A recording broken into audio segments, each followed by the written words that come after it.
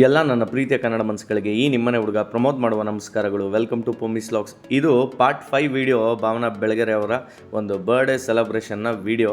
ಹಾಗೆ ಹೋದ ವಿಡಿಯೋದಲ್ಲಿ ಮಕ್ಕಳುಗಳು ಒಂದು ಶಿವಕುಮಾರ್ ಸ್ವಾಮೀಜಿ ಅವರ ಒಂದು ಬದುಕಿನ ಒಂದು ಸ್ಕ್ರಿಪ್ಟ್ನ ಮಾಡಿದರು. ಹಾಗೆ ಅವರು ಬಂದು ಒಂದು ಟ್ರಸ್ಟ್ ಕಡೆಯಿಂದ ಬಂದಿದ್ದಂಥ ಮಕ್ಕಳು. ಅದೇ ನೋಡಿ, ಬ್ಲೂ ಕಲರ್ ಏನು ಇವಾಗ ಕರ್ಕೊಂಬರ್ತಾ ಇದ್ದಾರೆ, ಈ ಮಕ್ಕಳುಗಳು ಆ ಬ್ಲೂ ಕಲರ್ ಶರ್ಟ್ ಹಾಕಿದಾರಲ್ಲ, ಅವ್ರದ್ದು ಒಂದು ಅನಾಥಾಶ್ರಮದಿಂದ ಬಂದು ಒಂದು ಆ್ಯಕ್ಟ್ನ ಮಾಡಿಸಿ ಇರೋವಂಥ ಒಂದು ಟ್ರಸ್ಟ್ ಇವ್ರದ್ದು. ಹಾಗೆ ಇನ್ನೊಬ್ಬರು ಕೂಡ ಇದ್ದಾರೆ, ಅವರು ಕೂಡ ಒಂದು ಟ್ರಸ್ಟ್ ಕಡೆಯಿಂದ ಬಂದಿದ್ದಾರೆ. ಸುಮಾರು 28 ವರ್ಷದಿಂದ ಅವರು ಕೂಡ ಒಂದು ಅನಾಥಾಶ್ರಮವನ್ನು ನಡೆಸ್ಕೊಂಬಂದಿದ್ದಾರೆ. ತುಂಬ ಎಳೆ ಮಕ್ಕಳಿಂದ ಹಿಡಿದು ತುಂಬ ದೊಡ್ಡ ಅಂದರೆ PU ತನಕ ಅಥವಾ ಡಿಗ್ರಿ ತನಕನೂ ಅವ್ರ ಹತ್ರ ಮಕ್ಕಳುಗಳು ಇದ್ದಾರೆ. ಸೊ ಅವರು ಕೂಡ ಈಗ ಮಾತಾಡ್ತಾರೆ. ಯಾಕಂದರೆ ಈಗ ಇಲ್ಲಿ ನಿಂತಿರೋ ಅಂಥ ಒಂದು ಟ್ರಸ್ಟಿನ ಒಂದು ಮೇನ್ ಹೆಡ್ ಯಾರಿದ್ದಾರೆ, ಅವರು ಫಸ್ಟ್ ವೀಡಿಯೋದಲ್ಲೇ ನಾನು ಅಪ್ಲೋಡ್ ಮಾಡಿದ್ದೆ ಅವ್ರು ಮಾತಾಡಿರೋ ಅಂಥದ್ದನ್ನ. ಈ 2ನೇ ಟ್ರಸ್ಟಲ್ಲಿ ಬಂದಿರೋ ಅಂಥ ಮಕ್ಕಳು ಕರ್ಕೊಂಬಂದಿರೋ ಅಂಥವ್ರು ಈಗ ನೆಕ್ಸ್ಟ್ ಮಾತಾಡ್ತಾರೆ. ಹಾಗೆ ಈ ವಿಡಿಯೋದಲ್ಲಿ ರವಿ ಬೆಳಗೆರೆಯವರ ಒಂದು ಪ್ರತಿಮೆನ ಒಂದು ತುಮಕೂರಿಂದ ಅವರ ಅಭಿಮಾನಿಗಳು ರವಿ ಬೆಳಗೆರೆ ಅಭಿಮಾನಿಗಳು ರವಿ ಬೆಳಗೆರೆ ಅವ್ರದ್ದು ಒಂದು ಶಿಲೆನ ಮಾಡಿಸ್ಕೊಂಡು ಭಾವನಾ ಬೆಳಗೆರೆ ಅವರಿಗೆ ಸರ್ಪ್ರೈಸ್ ಗಿಫ್ಟ್ನ ಕೊಡೋಕ್ಕೆ ಬಂದಿರ್ತಾರೆ. ಆ ಫುಲ್ ಡೀಟೇಲ್ಸ್ ಮತ್ತು ಆ ಫುಲ್ ವೀಡಿಯೋನ ಇದರಲ್ಲಿ ನೋಡ್ಬೋದು. ಹಾಗೆ ಇದನ್ನೆಲ್ಲ ನೋಡಿದ್ಮೇಲೆ ಲಾಸ್ಟ್ ಪಾರ್ಟ್ 6ಅಲ್ಲಿ, ಅಂದರೆ ಈ ವಿಡಿಯೋ ಬಿಟ್ಟು ನೆಕ್ಸ್ಟ್ ವಿಡಿಯೋ ಇನ್ನೂ ಒಂದು ವಿಡಿಯೋ ಇದೆ. ಅದರಲ್ಲಿ ಜಸ್ಟ್ ಸೆಲೆಬ್ರೇಷನ್, ಮಕ್ಕಳಿಗೆ ಒಂದು ಬಟ್ಟೆ, ಹಾಗೆ ಒಂದು ಬ್ಯಾಗ್ ಮತ್ತು ಬುಕ್ಸ್ ಮತ್ತು ಪೆನ್ಸಿಲ್ಸು, ಪೆನ್ಸು ಮತ್ತು ಅವ್ರಿಗೆ ಒಂದು ಊಟದ ಫೆಸಿಲಿಟೀಸ್ನ ಭಾವನಾ ಬೆಳಗೆರೆ ಅವರು ಹೃದಯಪೂರ್ವಕವಾಗಿ ಮಾಡಿರ್ತಾರೆ. ಹಾಗೆ ಅವ್ರಿಗೆ ಒಳ್ಳೆಯದಾಗಲಿ. ಹಾಗೆ ಇನ್ನೂ ಸಾವಿರಾರು ಜನ ಮಕ್ಕಳಿಗೆ, ಲಕ್ಷಾಂತರ ಜನ ಮಕ್ಕಳಿಗೆ ಒಂದು ಏನೇ ಒಂದು ಅವರ ಪ್ರೀತಿಯಿಂದ ಒಂದು ಬುಕ್ಸು, ಪೆನ್ನ ಇನ್ನೂ ಜೋರಾಗಿ ಇನ್ನೂ ಜಾಸ್ತಿಯಾಗಿ ಅವರು ಕೊಡೋವಂಥ ಶಕ್ತಿ ದೇವ್ರು ಕೊಡಲಿ ಅಂತ ಕೇಳ್ಕೊತ ಈಗ ಈ ಪ್ರೋಗ್ರಾಮ್ನ ನೋಡಿ ಎಂಜಾಯ್ ಮಾಡಿ. ಚಾರಿಟೇಬಲ್ ಟ್ರಸ್ಟ್ ನಾನು ಆಗಲೇ ಹೇಳಿದಾಗೆ ಮಧು ಮ್ಯಾನ್ಸ್ ಅಂಡ್ ಚೈಲ್ಡ್ಹುಡ್ ಚಾರಿಟೇಬಲ್ ಟ್ರಸ್ಟ್ನ ಮುಖ್ಯಸ್ಥ ಸಂತೋಷ್ ಅವರು ದಯವಿಟ್ಟು ಬಂದು ತಮ್ಮ ಒಂದು ಟ್ರಸ್ಟ್ ಬಗ್ಗೆ ಒಂದು 2 ಮಾತುಗಳನ್ನ ಹೇಳಬೇಕು. ದಯವಿಟ್ಟು.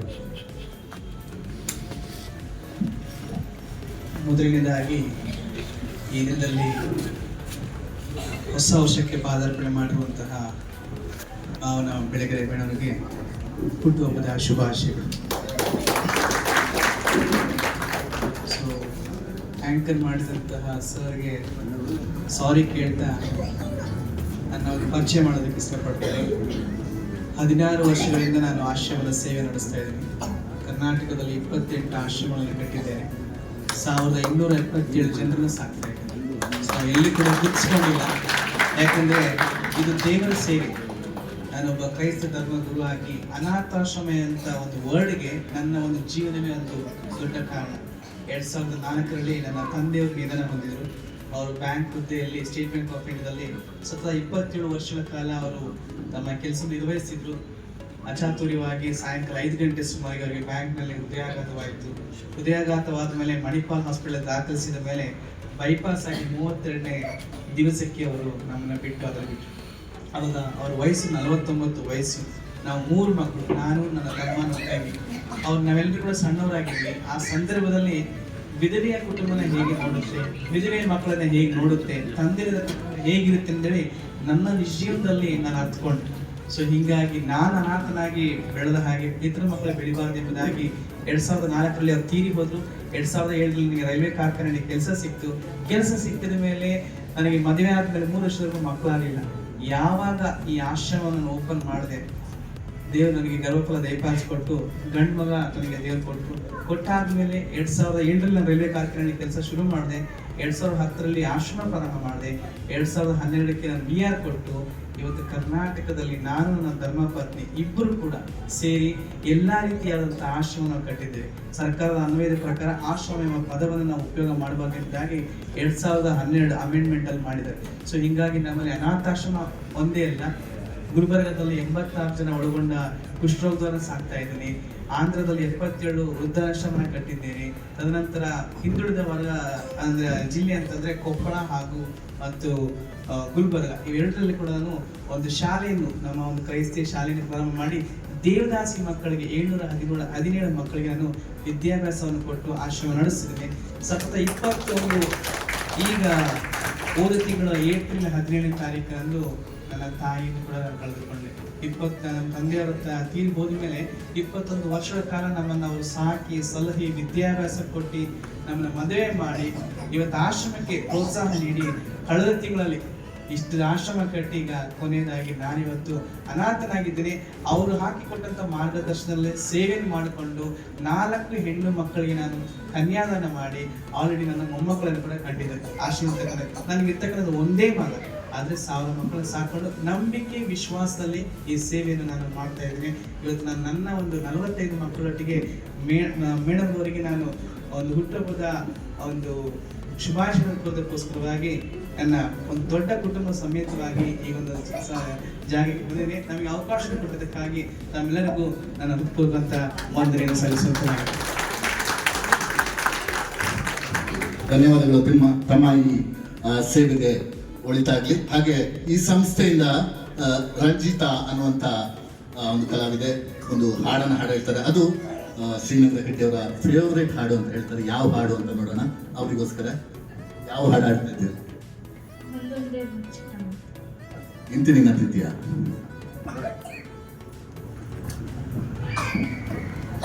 ಒಂದೊಂದೇ ಬಚ್ಚಿಟ್ಟ ಮಾತು, ಒಂದೊಂದಾಗಿ ಕೂಡಿಟ್ಟ ಕವನ, ನನ್ನಿಂದ ನಾ ದೂರವಾದೆ, ನಾ ಕಂಡೆ ಮಾತಾಡು ಮೌನ, ಸೋಲುವುದು ಹೃದಯ ಹೀಗೇನೆ, ತಿಳಿ ತಿಳಿದು ನಗುವೆ ನೀನೇಕೆ, ಮಾತಾಡು ಓ ಮೌನ ಮಾತಾಡು.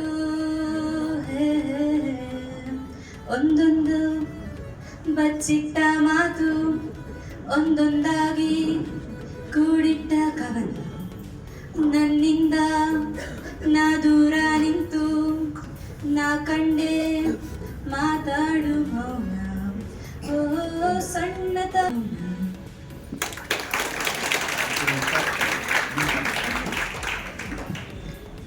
ರಂಜಿತಾ ಅವ್ರ ಬಗ್ಗೆ ಇನ್ನೊಂದು ಕೇಳ್ಪಟ್ಟೆ, ಬಹಳ ಕನ್ನಡ ಮಾತ್ರ ಅಲ್ಲ ಹಿಂದಿ ಸಾಂಗ್ನ ಬಹಳ ಚೆನ್ನಾಗಿ ಹಾಡಿರ್ತಾರಂತೆ. ಹಾಗಾಗಿ ಬರ್ಡೇ ಮೇಡಮ್ ಅವ್ರು ಕೇಳಿದವ್ರು ನಿಮ್ಗೆ ಯಾವ್ದಾದ್ರು ಇಷ್ಟ ಆಗಿದ್ದು ಹಾಡು ಕೇಳಿದ್ರೆ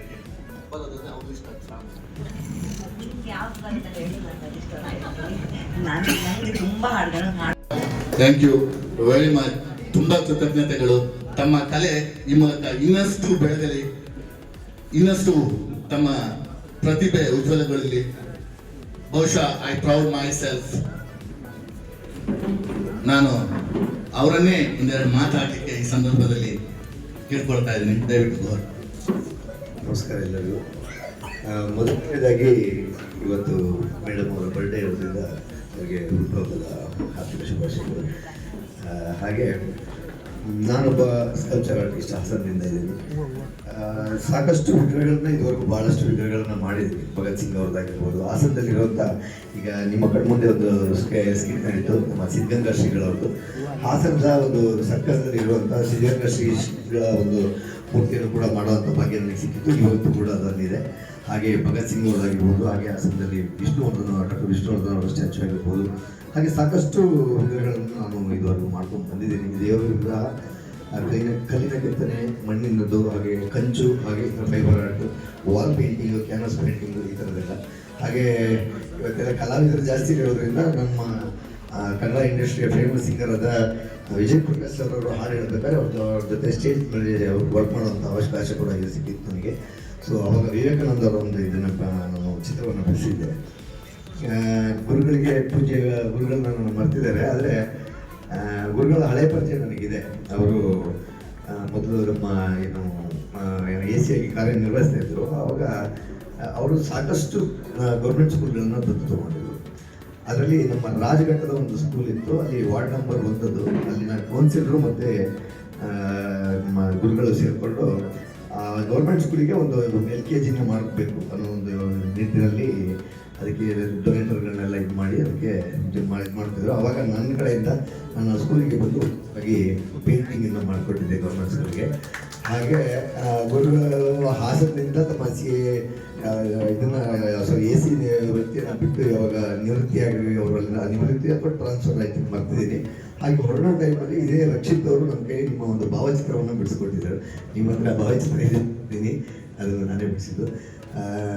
ಮೇಡಮ್ ಬಗ್ಗೆ ಮಾತಾಡಲಿಕ್ಕೆ ನನಗೆ ಅವ್ರ ಬಗ್ಗೆ ಸಾಕಷ್ಟು ಗೊತ್ತಿಲ್ಲ. ತುಂಬ ಒಳ್ಳೆಯ ಸದೃಢ, ಹಾಗೆ ಒಂದು ಪತ್ರಿಕೋದ್ಯಮದಲ್ಲಿ ಒಂದು ಭಾಳ ಕನಸನ್ನು ಇಟ್ಕೊಂಡು ಅವ್ರ ತಂದೆ ಹಾದಿಲಿ ಬೆಳಿಬೇಕು ಅನ್ನೋ ಒಂದು ಆಸಕ್ತಿ ಇಟ್ಕೊಂಡು ಬಂದಿದ್ದಾರೆ ಅನ್ನೋದು ಭಾಳ ಸತ್ಯ. ಅದನ್ನು ನನ್ನ ಕಾರ್ಯಗಳು ಕೂಡ ಅದನ್ನು ಆಲ್ರೆಡಿ ಅವರು ಮಾಡ್ತಾ ಇದ್ದಾರೆ. ಅವರ ಮುಂದಿನ ಭವಿಷ್ಯಕ್ಕೆ ಭಾಳ ಒಳ್ಳೆಯದಾಗಲಿ ಅಂತ ನಾನು ಅವ್ರನ್ನ ಹಾರೈಸ್ತೀನಿ. ಹಾಗೆ ನಾನು ಒಬ್ಬ ಕಲಾವಿದನಾಗಿ ಹಾಗೆ ಕಿಟ್ಟಿ ಸರ್ ಅವರು ಕೂಡ ಕಲಾವಿದರೆ. ಅಂದರೆ ಅವರು ಚಿತ್ರರಂಗ ಕಲಾವಿದರು, ನಾವು ಇದರ ವಿಷುವಲ್ ಕಲಾವಿದರಿಗಿಂತ ಅವರ ಮುಂದಿನ ಒಂದು ಚಲನಚಿತ್ರದಲ್ಲಿ ಕೂಡ ನನ್ನ ಒಂದು ತುಂಬ ಹಾರೈಕೆ. ಅವರ ಚಿತ್ರ ತುಂಬ ಯಶಸ್ವಿಯಾಗಿ ರಾಜ್ಯದಾದ್ಯಂತ ಪ್ರದರ್ಶನ ಆಗಲಿ ಅಂತ ಕೇಳ್ಕೊತೀನಿ. ಹಾಗೆ ಮೇನ್ ಹೇಳ್ಬೇಕಂದ್ರೆ ನಿಜವಾಗ್ಲೂ ಅವರ 2 ದಿವಸದಲ್ಲಿ ಮೊನ್ನೆ ನೈಟ್ ಫೋನ್ ಮಾಡಿ ಕೇಳಿದಾಗ ರೇಬರೇಗರು ಕೊಡಬೇಕು ಅಂದಾಗ ಏನಾಗುತ್ತೆ, ಸಾಮಾನ್ಯವಾಗಿ ನೋಡಿರೋ ವ್ಯಕ್ತಿಯನ್ನು, ಅಂದರೆ ಈಗ ಅಂಬೇಡ್ಕರ್ ಅವರಾಗಿರ್ಬೋದು, ಗಾಂಧೀಜಿಗಳಾಗಿರ್ಬೋದು, ನೆಹರು ಆಗಿರ್ಬೋದು, ಈ ಥರ ಒಂದು ಪರ್ಟಿಕ್ಯುಲರ್ ಪಿಕ್ಚರನ್ನು ಅವ್ರದ್ದೇ ಆದ ಒಂದು ಅಕ್ನಿಕ್ ಸ್ಟೈಲ್ಗಳಿರುತ್ತೆ. ಹಾಗೆ ಅವರು ನಿಂತ್ಕೊಂಡಿರೋ ರೀತಿ ಅಥವಾ ಭಾವದಲ್ಲಿ ಕಂಡಿರ್ಬೋದು. ಆದರೆ ಈಗ ಯೂತ್ ರೈತರವರೆಗೂ ಕಂಡಿಡಿದವರು ತುಂಬ ಪ್ರಸಿದ್ಧವಾದ ವ್ಯಕ್ತಿನೇ. ಆದರೆ ನಾನು ಅವರನ್ನು ಕಣ್ಣಿಂದ ನೋಡಿಲ್ಲ. ಬಟ್ ಏನಂದರೆ ಒಂದು ಸಲ ಎದೆ ತುಂಬಿ ಆಡಬೇಕು ಹಾಸನದಲ್ಲಿ ನಡೆದಿತ್ತು. ಆಗ ಶಂಕರ್ನಾಗ ಇದನ್ನು ನೋಡಿದ್ದೆ. ಬಟ್ ದೂರದಿಂದ ಕಲಾಭವನದಲ್ಲಿ ಕುತ್ಕೊಂಡು ನೋಡುವಂಥ ಒಂದು ಅವಕಾಶ ಸಿಕ್ಕಿತ್ತು.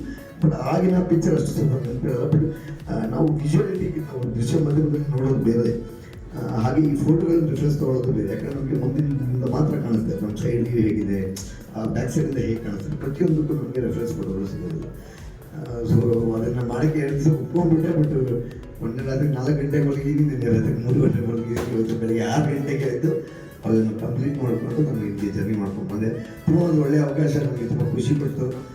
ಮೇಡಮ್ ಅವ್ರಿಗೆ ಇಂಥ ಒಂದು ಇದನ್ನು ಕೊಡೋದಕ್ಕೆ ಅವ್ರಿಗೆ ನೆನಪಿನ ಕಾಣಿಕೆಯಾಗಿ ಸಾಕಷ್ಟು ವರ್ಷ ಅವ್ರ ಮನೇಲಿ ಇರುತ್ತೆ ಅನ್ನೋದು ಅದೊಂದು ದೊಡ್ಡ ಖುಷಿ ನನಗೆ. ಯಾಕಂದರೆ ಅವರಲ್ಲಿ ಅದನ್ನು ನಾನು ಯಾವತ್ತೂ ಇವತ್ತು ನನ್ನ ಒಬ್ಬ ಕಲಾವಿದನ ಹೆಮ್ಮೆ ಏನಂದರೆ, ನಾನು ಮಾಡಿರೋ ಮೂರ್ತಿಗಳಲ್ಲಿ, ನಾನು ಮಾಡಿರೋ ವಿಗ್ರಹಗಳಲ್ಲಿ ದೇವರನ್ನು ಜನ ಕಾಣ್ತಾರೆ. ನನಗೆ ಅದು ಭಾಳ ಸಂತೋಷ ಪಡ್ತು. ಯಾಕಂದರೆ ಅದು ನನಗೆ ಒಂದು ಕಲಾಕೃತಿ ಆಗಿರುತ್ತೆ ಅಷ್ಟೇ ಫಸ್ಟ್ ನಾನು ಮಾಡುವಾಗ. ಬಟ್ ಇವತ್ತು ನನ್ನ ಹಾಸನದಲ್ಲಿ ಪಂಚಜನ್ಯ ಅಂತ ಒಂದು ದೊಡ್ಡ ಗಣಪತಿ ನಡೆಯುತ್ತೆ ನಮ್ಮ RSS ಸಂಘದಿಂದ. ಅದನ್ನು ಗಣಪತಿ ಪ್ರತಿ ವರ್ಷ ನಾನೇ ಮಾಡ್ತಾ ಇರೋದು. ಅದನ್ನು ಕಲಾಭವನ ಪ್ರತಿಷ್ಠಿಸ್ತಾರೆ. ಹಾಗೆ ಈ ಸಲ ಅಯೋಧ್ಯೆ ಟೈಮಲ್ಲಿ ಅಯೋಧ್ಯೆ ಗಣಪತಿ ಹಾಗೂ ಅಯೋಧ್ಯೆ ರಾಮನ್ ಅವ್ರದ್ದು ಒಂದು ಮಣ್ಣಿನ ವಿಗ್ರಹವನ್ನು ಮಾಡಿದ್ದೆ, 7 ಅಡಿದು. ಅದಕ್ಕೆ 9 ಅಡಿದೊಂದು ಆಂಜನೇಯ ವಿಗ್ರಹವನ್ನು ಮಾಡಿದ್ದೆ. ಅದೆಲ್ಲ ಮೆರವಣಿಗೆ ಆಗುವಾಗ ನನ್ನಲ್ಲಿ ಕೂತಿರೋ ನಮಗೊಂದು ಇದು, ಯಾಕಂದರೆ ಜನ ಅದನ್ನೇ ದೇವರು ಅಂತ ನೋಡಿ ಕೈ ಮುಗಿದಿರ್ತಾರೆ. ಬಟ್ ಅದನ್ನು ನಾನು ಮಾಡಿರ್ತೀನಿ. ಒಂದು ಮಾತಿದೆ ಈ ಸಂದರ್ಭದಲ್ಲಿ ಹೇಳ್ತೀನಿ, ಯಾಕಂದರೆ ಇಲ್ಲಿ ತುಂಬ ಕಲಾವಿದರು ಮತ್ತು ಈ ಸಾಹಿತ್ಯ ರಂಗ, ಕಲೆ ಇದೆಲ್ಲ ಹೇಳೋದ್ರಿಂದ ನಾನು ಹೇಳಕ್ಕೆ ಇಷ್ಟಪಡ್ತೀನಿ. ಒಬ್ಬ ಮೂರ್ತಿಕಾರ ದೇವ್ರಿಗೆ ಹೇಳಿದಂತೆ, ದೇವರೇ ನೋಡು, ನೀವು ಒಬ್ಬರ ಹತ್ರ ₹1 ಇಸ್ಕೊಳ್ಳೋದಂಗೆ ಈ ಭೂಮಿ ಮೇಲೆ ಸಾವಿರಾರು ಮೂರ್ತಿಗಳನ್ನು ಕಲಿಸಿದ್ಯಾ. ಆದರೆ ನೀನು ಕಲಿಸಿರೋ ಮೂರ್ತಿಗಳು ಒಬ್ಬರಿಗೊಬ್ಬರು ಕಚ್ಚಾಡ್ಕೊಂಡು ಹೊಡೆದಾಡ್ಕೊಂಡು ಜಾತಿ ಭೇದ ಧರ್ಮ ಅಂತ ಹೊಡೆದಾಡ್ತಾ ಇದ್ದಾರೆ. ಆದರೆ ನಾನು ಮಾಡಿರೋಂಥ, ದುಡ್ಡಿಸ್ಕೊಂಡು ಮಾಡಿರುವಂಥ ಮೂರ್ತಿಗಳಿಗೆ ನಿನ್ನ ಎಲ್ಲ ಗುಂಡುಗಳು ಕೈ ಮುಗಿತಾ ಇದ್ದಾರೆ. ಅಂದರೆ ಒಬ್ಬ ಶಿಲ್ಪಿಗೆ, ಒಬ್ಬ ಕಲಾವಿದರಿಗೆ ಆ ಶ್ರೇಷ್ಠತೆ ಸಿಗುತ್ತೆ. ಅದು ಕೇವಲ ನನಗೆ ನಿಜವಾಗ್ಲೂ ಅಂತ ಒಂದು ಕಲಾವಿದನಾಗಿ ನಾನು ಬದುಕಿರೋದಕ್ಕೆ ನನಗೊಂದು ಭಾಳ ಸಂತೃಪ್ತಿ ಇದೆ. ಇಂಥ ಒಂದು ಒಳ್ಳೆ ನೋಡೋರಲ್ಲ ಸ್ನೇಹಿತರೆ, ಇದೆಷ್ಟೂ ಕೂಡ ಭಾವನಾ ಬೆಳಗೆರೆ ಮೇಡಮ್ ಅವರ ಬರ್ಡೇಯ ಒಂದು ಸೆಲೆಬ್ರೇಷನ್ ಆಗಿರುತ್ತೆ. ಹಾಗೆ ಲಾಸ್ಟ್ ಏನು ಅಂತ ಅಂದರೆ ಕೇಕ್ ಕಟ್ಟಿಂಗ್ ಇರುತ್ತೆ. ಹಾಗೆ ಬಂದಿರೋವಂಥ ಎಲ್ಲ ದೇವ್ರ ಮಕ್ಕಳುಗಳಿಗೆ ಬ್ಯಾಗು, ಹಾಗೆ ಬುಕ್ಸು, ಪೆನ್ಸಿಲ್ಸು ಎಲ್ಲವನ್ನೂ ವ್ಯವಸ್ಥೆ ಮಾಡಿ, ಹಾಗೆ ತುಂಬ ಒಳ್ಳೆಯ ಒಂದು ಭೋಜನ ಕೂಡ ಅವರು ವ್ಯವಸ್ಥೆ ಮಾಡಿರ್ತಾರೆ. ಹೃದಯಪೂರ್ವಕವಾಗಿ ಭಾವನಾ ಬೆಳಗೆರೆ ಅವರು ಇದನ್ನು ಮಾಡಿರೋದು ನಾವು ಕಣ್ಣಾರೆ ನೋಡಿದ್ದೀವಿ. ಹಾಗೆ ದೇವರು ಅವ್ರಿಗೆ ಇನ್ನೂ ಜಾಸ್ತಿ ಶಕ್ತಿ ಕೊಡಲಿ, ಇನ್ನೊಂದಷ್ಟು ಮಕ್ಕಳ ಮತ್ತು ಜನಗಳ ಸೇವೆ ಮಾಡೋಷ್ಟು ಅಂತ ನಾನು ಕೇಳ್ಕೊತ ದೇವ್ರ ಹತ್ರ. ಹಾಗೆ ನೆಕ್ಸ್ಟ್ ಪಾರ್ಟ್ 6 ಲಾಸ್ಟ್ ವೀಡಿಯೋ, ಅದು ಈ ಭಾವನಾ ಬೆಳಗೆರೆ ಅವರ ಒಂದು ಬರ್ಡೇಯ ಲಾಸ್ಟ್ ಪಾರ್ಟ್ 6 ವೀಡಿಯೋದಲ್ಲಿ ಅವ್ರ ಕೇಕ್ ಕಟ್ಟಿಂಗ್, ಹಾಗೆ ಮಕ್ಕಳುಗಳ ಒಂದು ಸೆಲೆಬ್ರೇಷನ್ಸು ಯಾವ ಥರ ಇರುತ್ತೆ ಅವ್ರ ಜೊತೆಗೆ ಅನ್ನೋದನ್ನ ನೆಕ್ಸ್ಟ್ ವೀಡಿಯೋದಲ್ಲಿ ಅಪ್ಲೋಡ್ ಮಾಡ್ತೀನಿ. ಈ ವಿಡಿಯೋ ಇಷ್ಟ ಆಗಿದೆ ಲೈಕ್ ಮಾಡಿ, ಶೇರ್ ಮಾಡಿ ಹಾಗೂ ಸಬ್ಸ್ಕ್ರೈಬ್ ಮಾಡಿ ಹಾಗೂ ಬೆಲ್ ಐಕಾನ್ನ ಒತ್ತಿ. ನಮಸ್ಕಾರ.